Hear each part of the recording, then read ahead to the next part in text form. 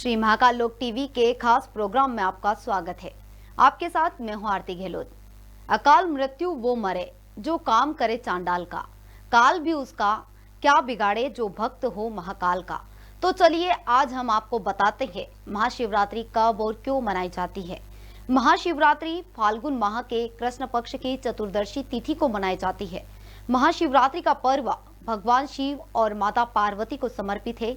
इस दिन माता पार्वती और भगवान शिव शादी के बंधन में बंधे थे, इसीलिए इस दिन माता पार्वती और भगवान शिव की पूजा अर्चना करने से व्यक्ति को सुख और सौभाग्य का आशीर्वाद प्राप्त होता है।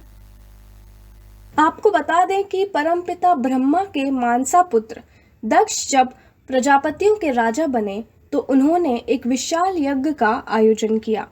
इसमें सम्मिलित होने के लिए तीनों लोकों के अतिथियों को न्योता भेजा गया, सिर्फ भगवान भोले शंकर को छोड़कर। भगवान शिव राजा दक्ष के जमाई थे, लेकिन दक्ष को भोलेनाथ का अलबेला और मस्तमौला स्वभाव तनक भी नहीं भाता था। जब शिव की अर्धांगिनी और दक्ष की पुत्री सती को पता चला कि उनके पिता ने यज्ञ का आयोजन किया है, तो उन्होंने भी उसमें सम्मिलित होने की इच्छा जताई, लेकिन भोलेनाथ बिना आमंत्रण के यज्ञ में जाने को तैयार नहीं हुए। इसलिए सती को वहां अकेले ही जाना पड़ा। वह जैसे ही सभागृह में पहुंची, उन्हें शिव निंदा सुनाई दी। सती को देखकर भी उनके पिता नहीं रुके, वह शिव की बुराई करते रहे। सती ने अपने पिता को समझाने का प्रयास किया, लेकिन राजा दक्ष ने उनकी एक न सुनी। सती अपना और अपने पति का अपमान सह नहीं पाई और वहां यज्ञ स्थल पर बने अग्निकुंड में कूद गई। सती के अग्निकुंड में कूदने का दुखद समाचार लेकर नंदी कैलाश पर्वत पहुंचे। भगवान शिव सती को बचाने के लिए यज्ञ स्थल पर गए, लेकिन तब तक सब खत्म हो चुका था।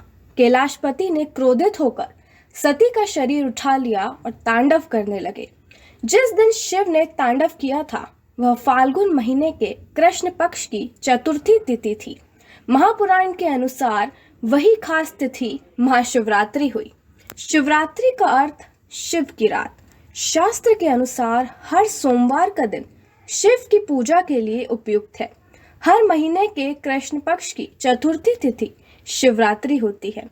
महाशिवरात्रि के दिन देश के 12 ज्योतिर्लिंगों में शिव भक्तों का जमावड़ा लगता है। इनके नाम हैं सोमनाथ, मल्लिकार्जुन, महाकालेश्वर, ओंकारेश्वर, केदारनाथ, भीमशंकर, विशेश्वर, त्र्यंबकेश्वर, वेगनाथ, नागेश्वर, रामेश्वर और घृणेश्वर। शिव पुराण के अनुसार इसी रात शिव और पार्वती का विवाह हुआ था। इसका मतलब हुआ शिव और शक्ति या फिर पुरुष और आदि शक्ति यानी प्रकृति का मिलन। एक और मान्यता है कि इसी दिन ब्रह्मांड की रचना हुई थी। दूसरी तरफ हिमालय की बेटी के रूप में सती का पुनर्जन्म होता है। उनका नाम पार्वती रखा गया। पार्वती शिव को पाने के लिए कठिन तपस्या करती हैं।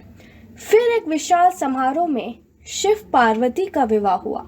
उस दिन भी फाल्गुन महीने के कृष्ण पक्ष की चतुर्थी तिथि थी, इसलिए लड़कियां शिव के समान वर पाने के लिए इस दिन शिव की पूजा करती हैं। ऐसी मान्यता है कि माता पार्वती ने भगवान शिव को पाने के लिए कठोर तपस्या की थी और महाशिवरात्रि के दिन माता पार्वती की तपस्या सफल हुई थी।